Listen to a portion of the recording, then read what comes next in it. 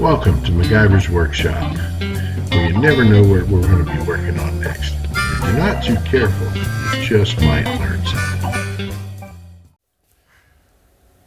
Welcome back to another episode of MacGyver's Workshop, where you never know what we're going to be working on next, and if you're not too careful, you just might learn something.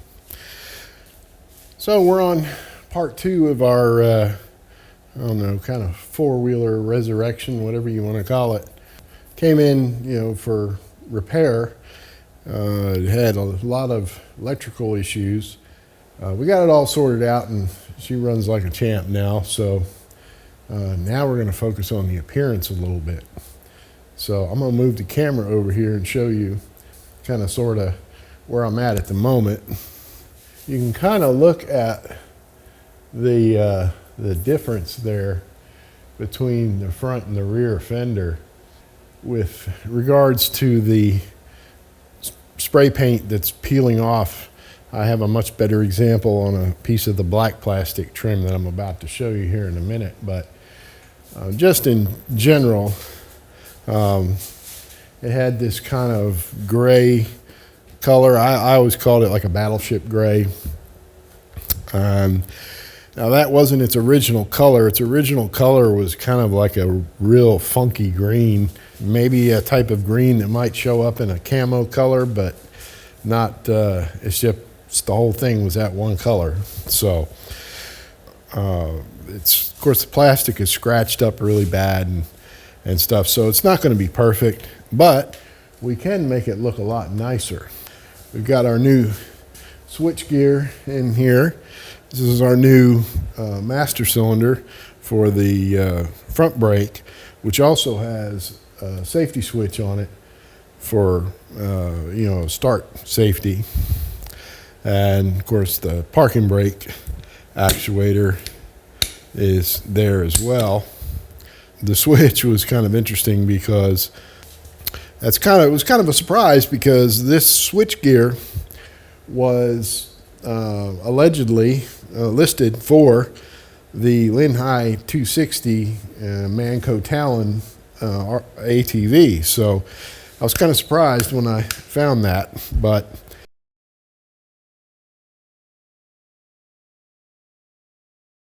we kind of went all MacGyver on it and took the switch apart.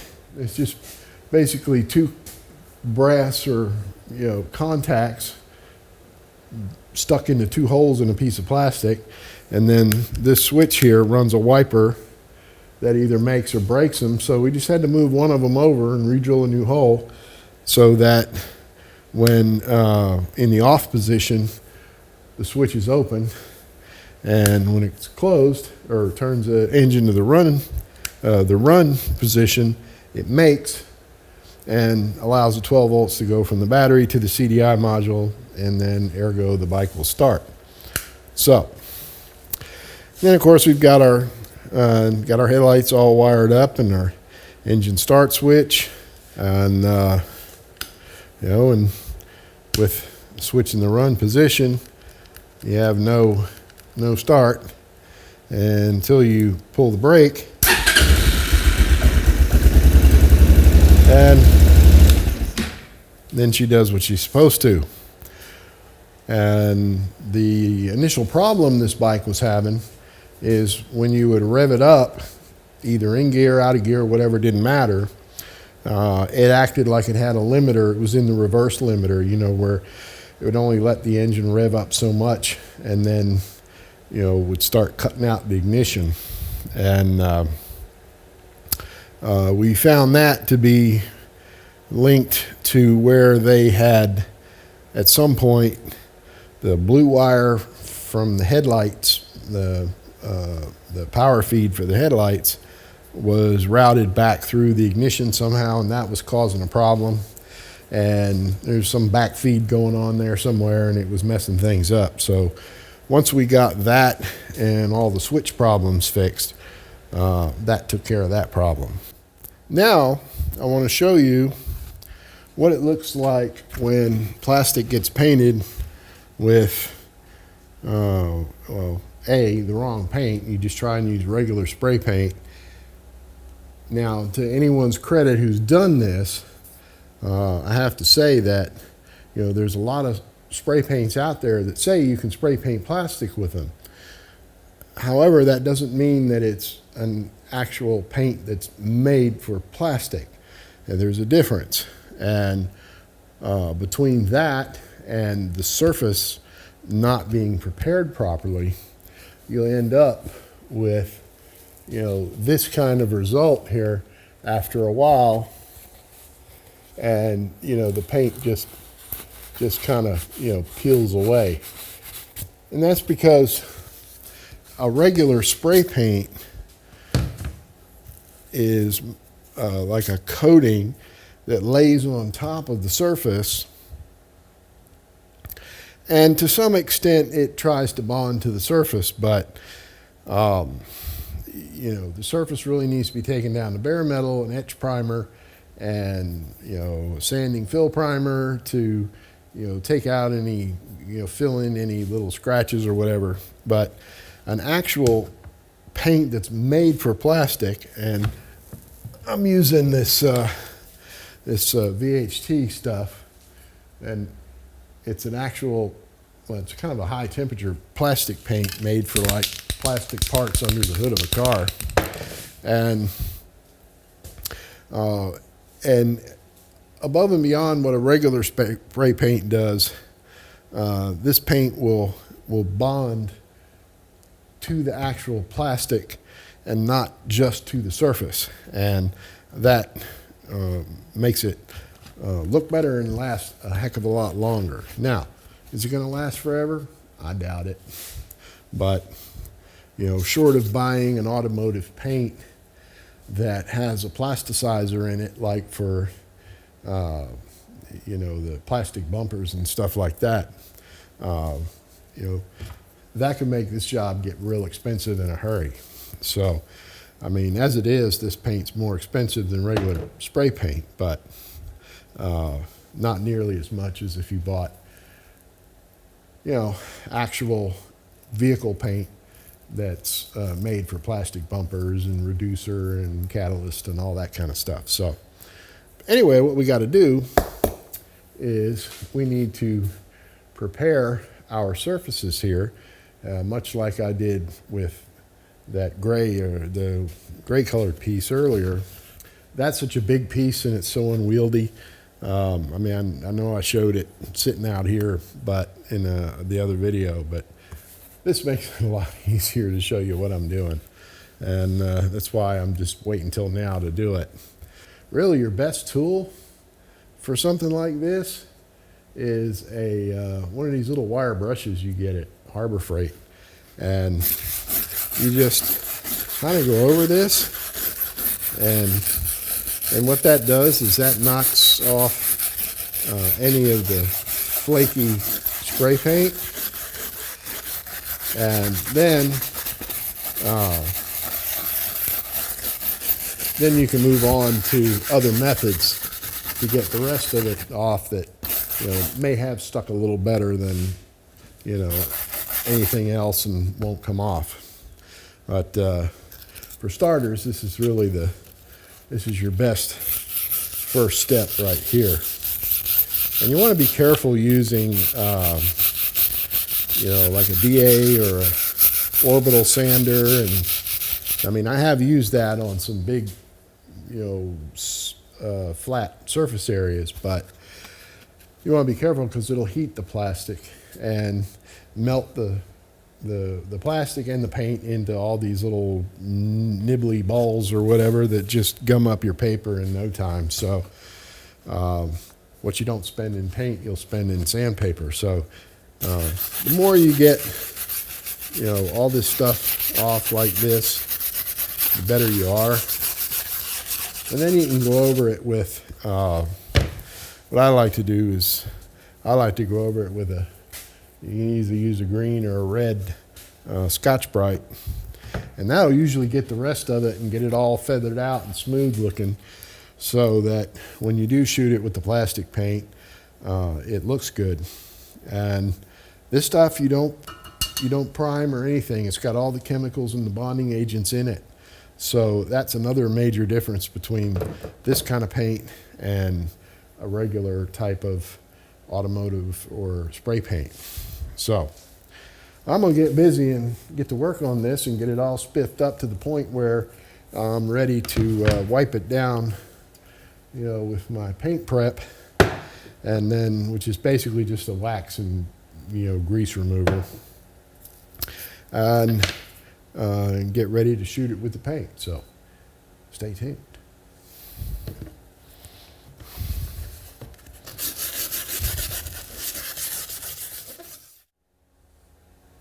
Now I'm going to show you what it looks like when you get it right.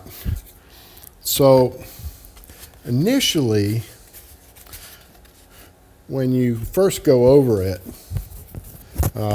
you'll see if I can get this in focus. You'll see kind of like little, they almost look like shiny spots. Okay. That's still the old paint. Okay, and you really want to try to avoid spraying over that because number one, it's going to show through no matter what you do. And two, it's probably going to lift on you later on down the road. So what you want to do is get it to this condition as best as you can.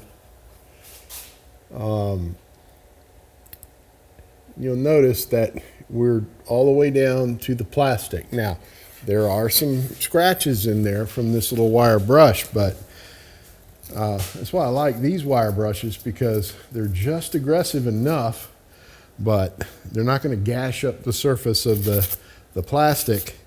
And if you go over it with this Scotch-Brite, it'll get it down to a point where the plastic paint will lay in there and almost act like a filler and fill in those scratches and give you a real nice, pretty surface. And I always use a matte color for black.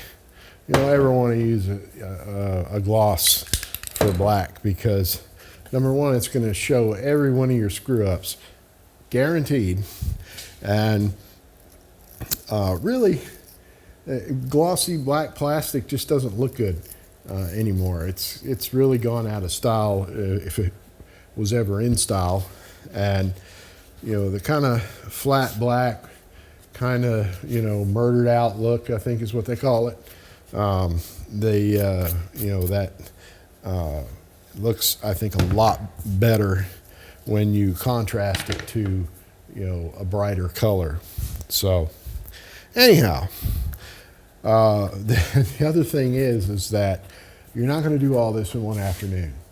So just get that through your head, and put on your little Yoda patience thing, and get with the program, because this kind of work takes a lot of patience and a lot of time to do it right.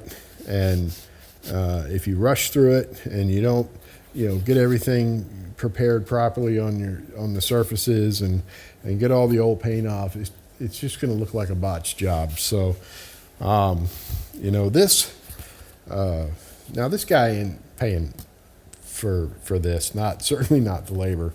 The only reason we're doing it here is, number one, to make this video, and two, to kind of hone my technique and keep it sharp, and as we go along. So you really, short of it being something so rare and so valuable, it's it's never gonna be worth paying to have something like this done, because unless somebody's just giving it away,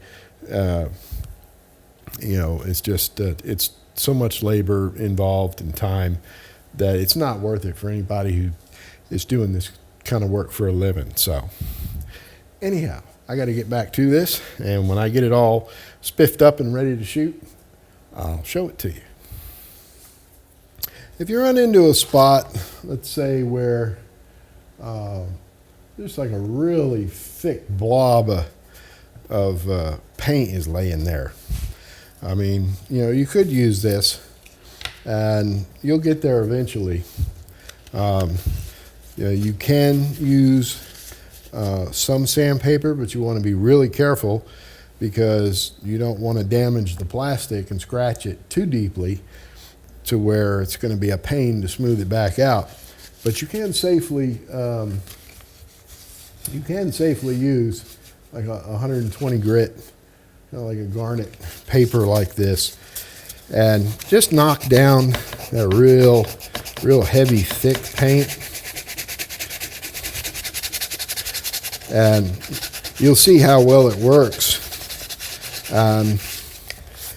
You know, it'll knock that paint down just about all the way. Then where you can get in there with your little wire brush, and that gets the last of it.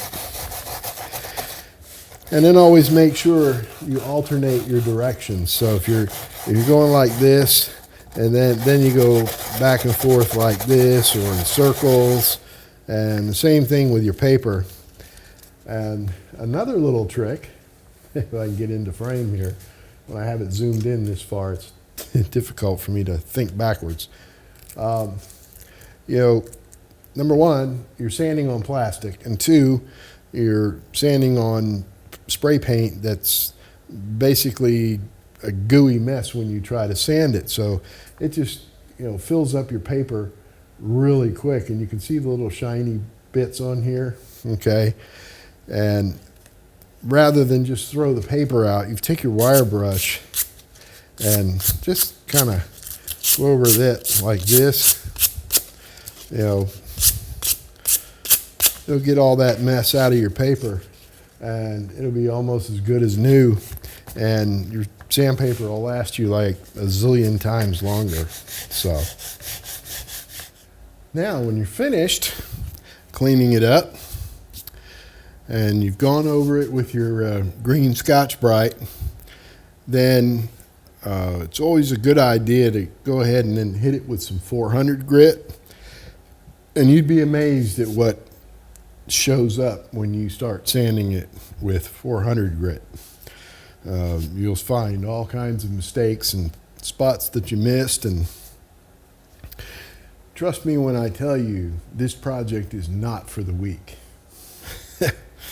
So, anyhow, so this is what we end up with. We're back down to the virgin plastic, and looks pretty decent. There's some spots we're not going to be able to fix, you know. You can't save them all, Hasselhoff, especially if they've got like a gouge of some sort in it. I imagine there's some kind of plastic filler out there that you could use, but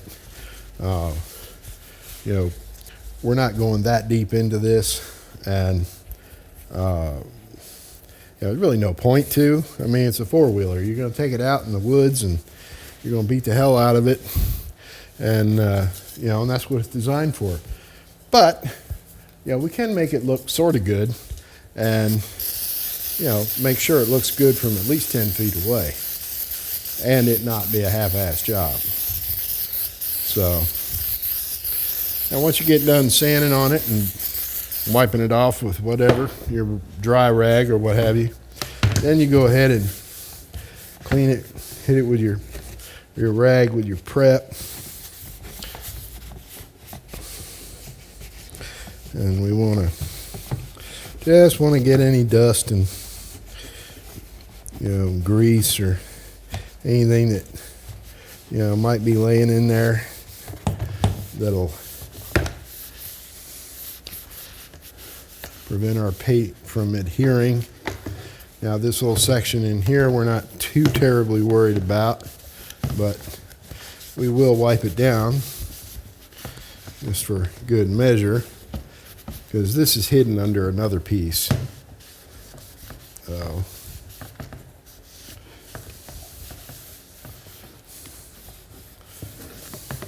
all right, there we go.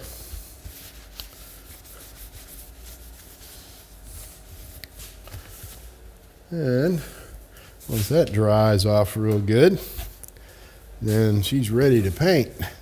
Now after you wipe your work down with prep, make sure you paint it in pretty short order, because you don't want to just leave it sit, because then you're at a point where it's like you haven't prepped it at all. Okay. Now I always suggest you start with the nooks and crannies first, and make sure you stand well off with your paint, because you'd be surprised at how much paint's coming out of this can. You don't want it to run on you. You can always throw a little more on it, but once you get a run, it's time to break out the sandpaper and do it again.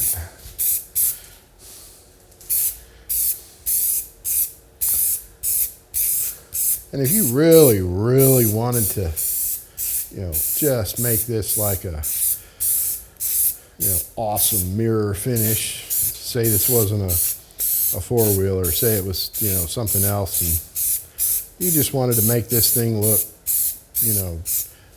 dressed to the nines, then once you get a coat of this paint on here, you can wet sand it with some like 600, and then coat it again. Now we're not going to go to that much detail on this because, like I said, this is a four-wheeler. It's designed to, be abused pretty much, and it's a utility vehicle. It's going to get beat up, but we can make it look a little bit better.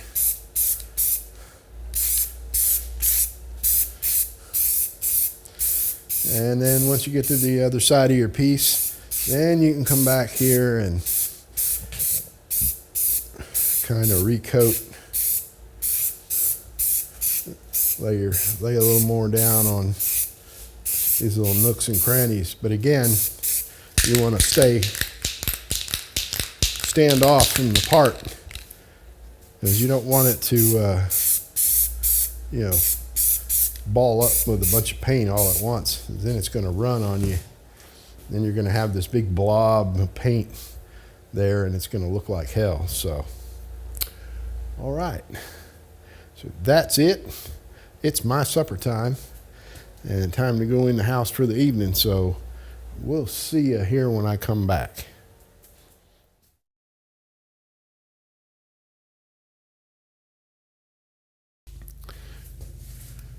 Hi, so I am back, and this stuff's had a chance to cure up overnight.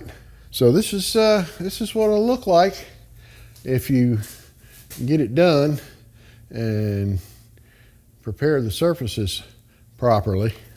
It'll come out looking really nice, and more importantly, it should stay that way for quite a few years and not flake and peel off. So yeah, been nice if I could have done something with some of the gouges and everything in there, but this is a job that I'm doing for him for the sake of making this video, essentially. But it's gonna look a dang sight better than what it rolled in here looking like. So that's what matters.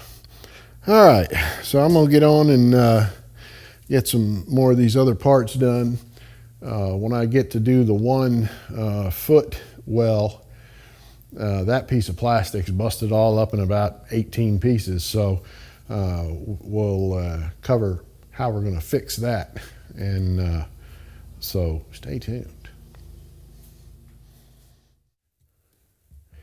Now we're going to try and fix up our busted up kind of like a floor step kind of thing that goes on the side of the four-wheeler here. And you can see it's kind of cracked and busted and all that.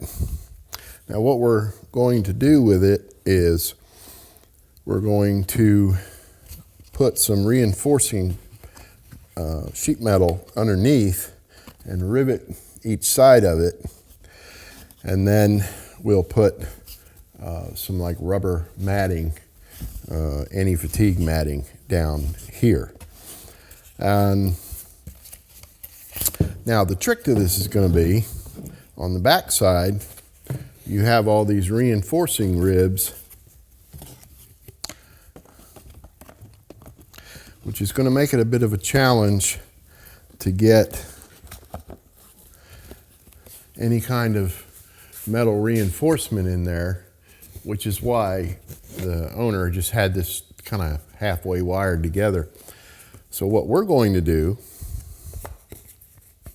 is, like right here, on this side we've got enough space there, but this side we don't. So what we're going to do is we're going to cut this rib out here, and that'll give us this whole area here to put a reinforcement plate in there, and then we'll rivet it in. Now, the trick to doing that is, of course, how you're going to get that little rib out of there. And the best way to do it is with one of these. And they're very inexpensive at Harbor Freight. Yeah, just your usual Chinesium stuff. And it's basically just an arbor with a little saw blade that will go onto your rotary tool, your Dremel or whatever it is that you have. And what that will do is that will allow us to cut those little ribs out of there. And, you know, if it gums the blade up a little bit, no worries. We'll just take and, you know, just clean them out with a wire brush. If there's any melted plastic in there or what have you, you have to be careful. You don't want to stay in it too much, because, like I said, then you will melt the plastic. So my rotary tool decided it wanted to up and die on me all of a sudden, which really kind of sucks because I really haven't used it much. So, and anyway, we'll just go ahead and use my battery-powered drill, and we'll just go in here and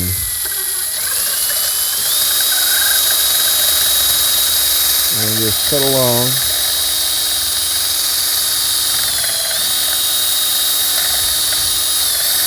That's better than not cut enough, because you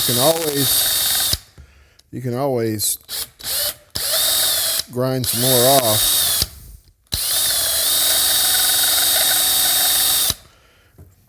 So there we go. Now what we'll do is we'll take that down nice and flat and even, and then we can lay a little piece of sheet metal in there and go ahead and rivet it together. And where this stuff is like really bent out of wonky, and we'll heat it up a little bit if we have to with a heat gun. But for the most part, we can pull it into shape where we need it. All right, now take our blade off of there, and you gotta watch, that little joker is sharp. That slipped and got me there. Yeah, take a little carbide. It's called a burr, and we can go ahead and clean this up and get it down level.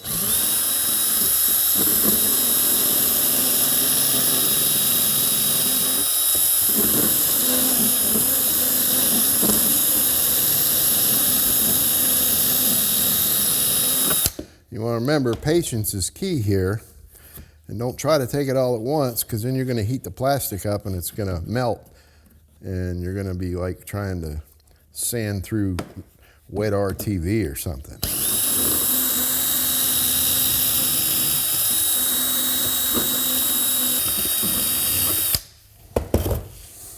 Okay.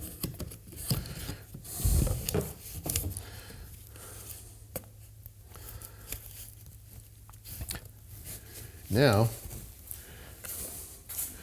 you see that little ridge is gone there, and I got lots of room to put me a little piece of sheet metal in there, and you just use like some flashing or something like that.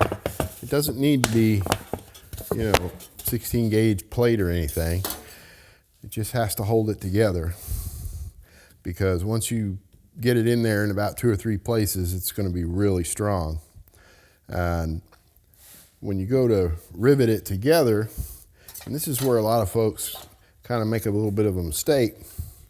When you pull that rivet from the other side, you know, if you're not careful, it'll just pull right through this plastic.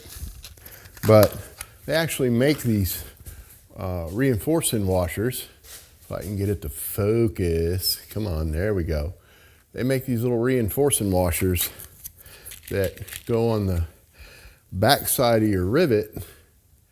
So when you pull that rivet in, you know, you're pulling on a much bigger surface and it won't just pull through. And that's especially helpful when you're working with soft material like plastic. So what we're going to do, we're just going to get that off of there. Now let's kind of see what we need here. And we'll just go on in.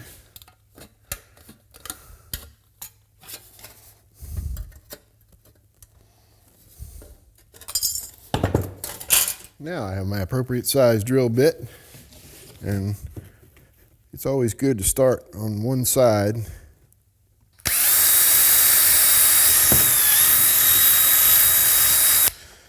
Put your little plate in here and go through the other side.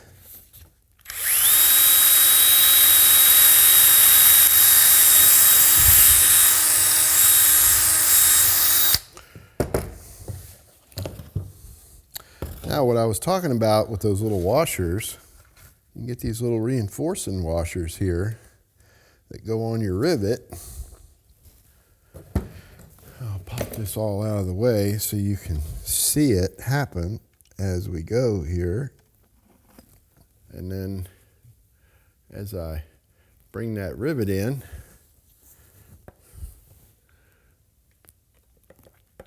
you'll see that it'll pull against that washer nice and tight, and you can see it has a much better surface to grip on when you use these little washers, and they're great. So I'm going to go ahead and get the rest of this riveted here, and I'll show you what it looks like when it's all done. Now, we got it pretty much back together as good as we're going to get it here. We'll clean it up, and I'll put some you know, like some fatigue mat down in here, because there's a lot of pieces that we're missing. But the important thing is that we've got it back together and it's good and sturdy. And you put your feet on there and put weight on it, you're not gonna bend it or break it, because we've got some sheet metal riveted in behind here. And that'll hold it together real good. A lot better than it was anyway. While we're waiting for our paint to dry on that one footboard or running board over there, figured let you get a look at the front half, which is pretty much done, and see how it all came out. You can see all the plastic bits, how they cleaned up real nice. Our brake master cylinder there and our switch assembly. It's looking a lot better. We got a little ways to go yet. We've still got to work on the back half, but she's getting there. I've got all the body parts painted up and cleaned up, and it's looking a lot better. Now, a few little things that I've run into that I need to deal with. One of which is the tail light. And the tail light was broken. We can take and use just a little universal stop, turn, and tail LED light. We're going to make a piece of metal that will bolt right here where the back body plastic would bolt anyway. And we're going to follow this kind of line right here that looks kind of like a triangle. I don't know what was there in the past, but it's gone now. I had a little scrap of this aluminum diamond plate that's left over from the Death Cart project. What we've done is we've kind of made our little triangle here that will cut out of this piece of aluminum. And when it's all said and done, you know, it's going to look kind of cool with the diamond plate thing going on. There you go. Now we're going to bolt this to the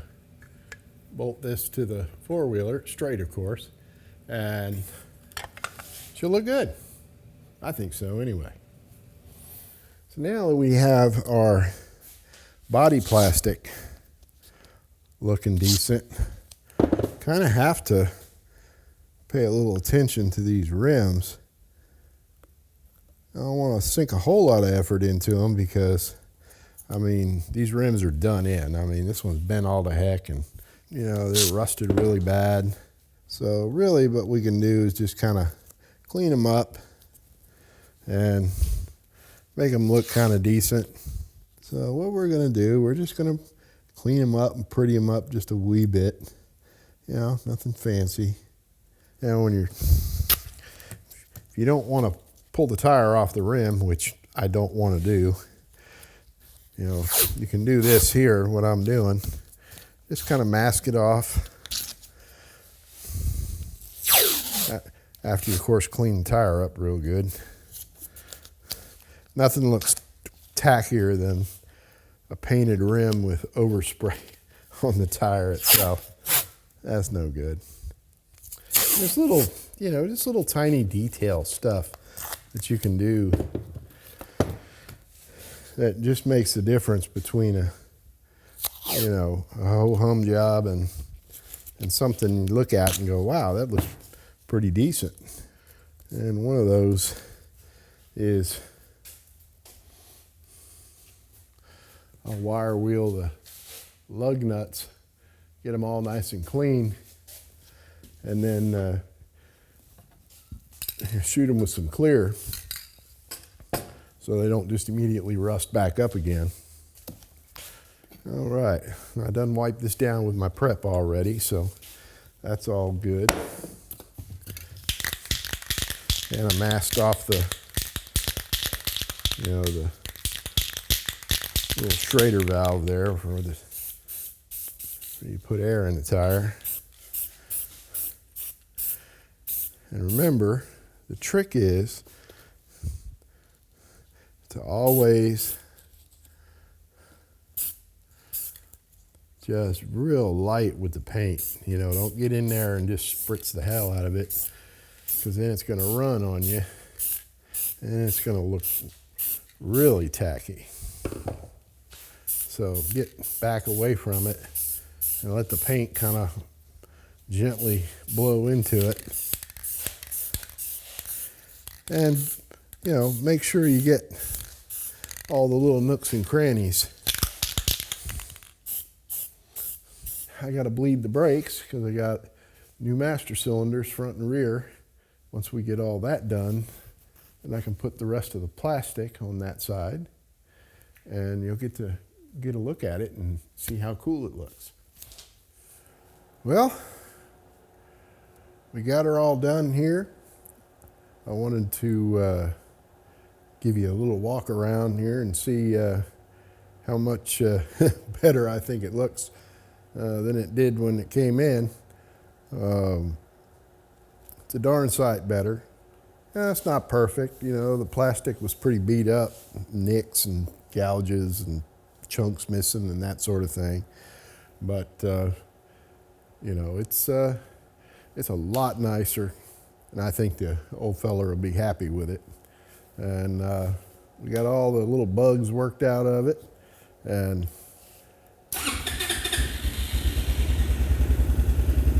she'll bust right off, and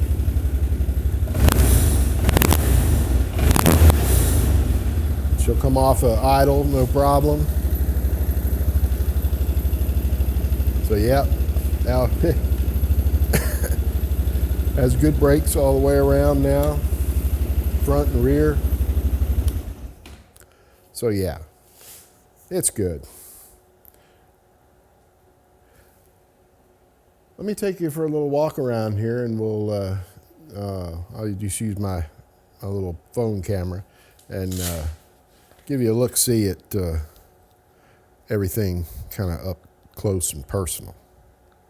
So starting from the front, of course, we took all the brush bar and the rack and cleaned it all off, got it down to bare metal.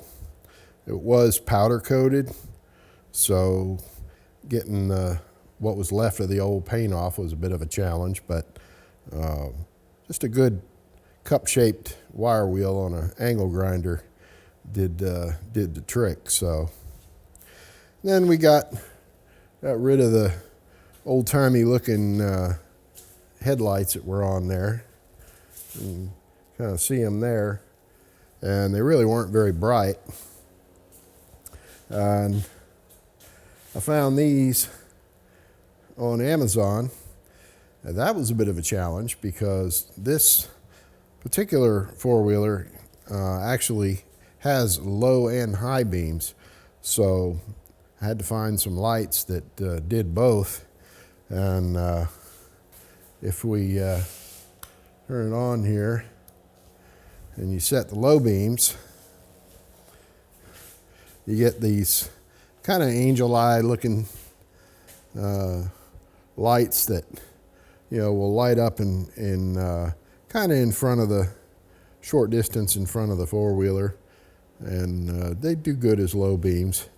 And then if you switch them to high, you'll get the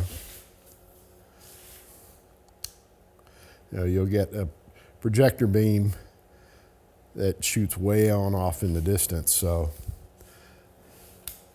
that's a good deal there. When you're out there chasing down that horse or that cow that got out, you'll be able to see where you're going anyway. And kind of moving along here, the shifter was kind of all out of wonky, and it was real difficult to navigate between the gears. This actually has three. It's got two forward and one reverse. Those are a little low range and high range, and then reverse. And between the linkage being out of adjustment and the little sensors that are in the gearbox,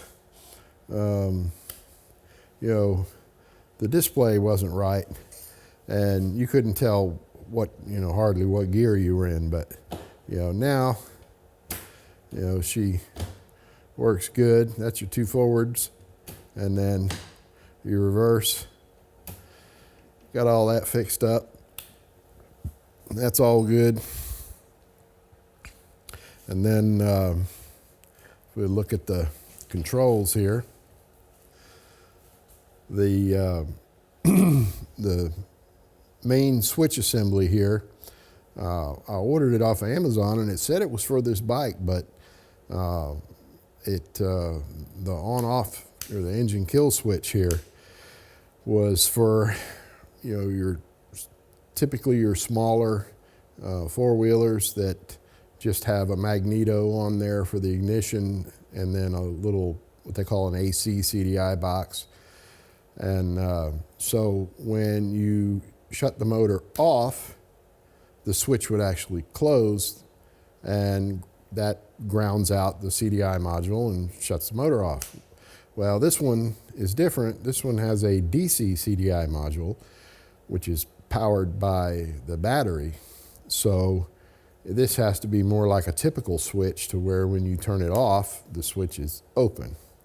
So we had to go in there and kind of MacGyver up that switch a little bit to make it work in reverse.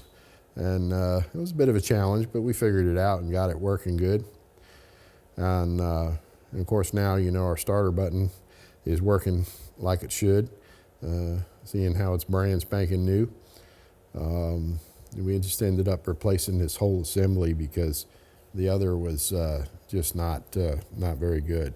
So, and then this was actually for the LED headlights that came with them, which I didn't use obviously because I got this here.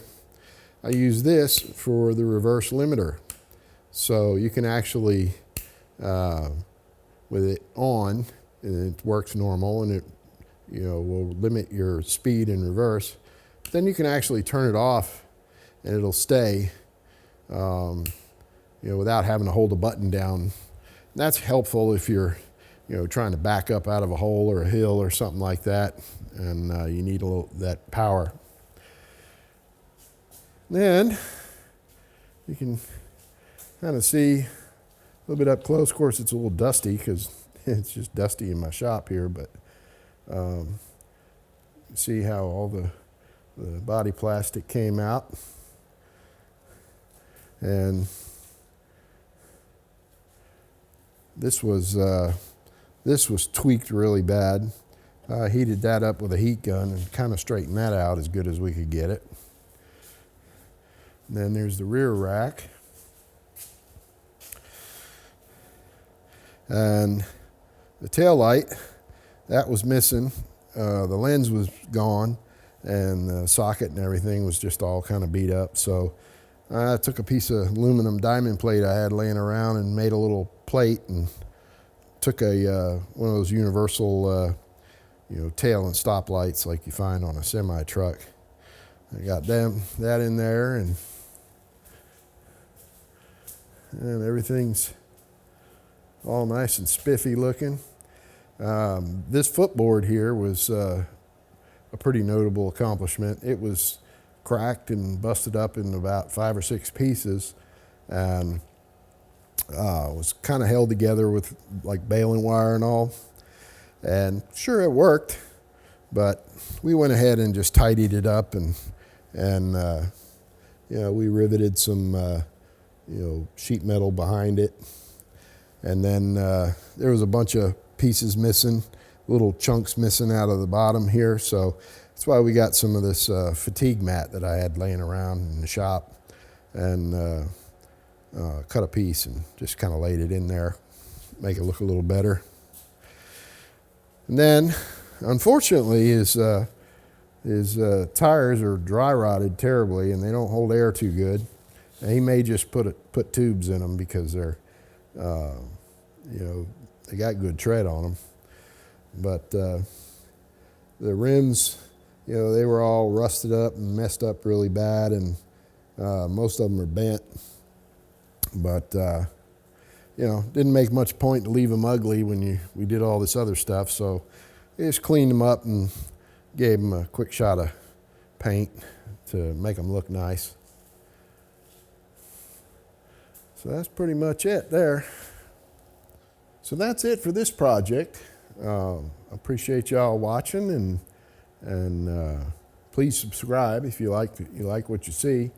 And if you don't like what you see, still try and tune in again later, because like I say in the intro, you never know what we're going to be working on next. And if you're not too careful, you just might learn something. Is it really worth, financially going into this extent? Of course not. But, this was an opportunity, and like I said, I wanted to do the guy a solid and give him back something that, looks semi-decent. And, I got to make a video to boot, so you see how we fix some of this stuff. And if you have any questions and you're working on a four-wheeler, by all means, you can shoot me an email at MacGyversWorkshop@gmail.com, and I can respond back to you usually pretty quick and give you maybe some tips and pointers and what have you. Also, don't forget to check out our website. We're slowly but surely getting it up and going. That's going to be at www.MacGyversWorkshop.net. And you can catch us on Facebook. We'll be looking forward to seeing you next time.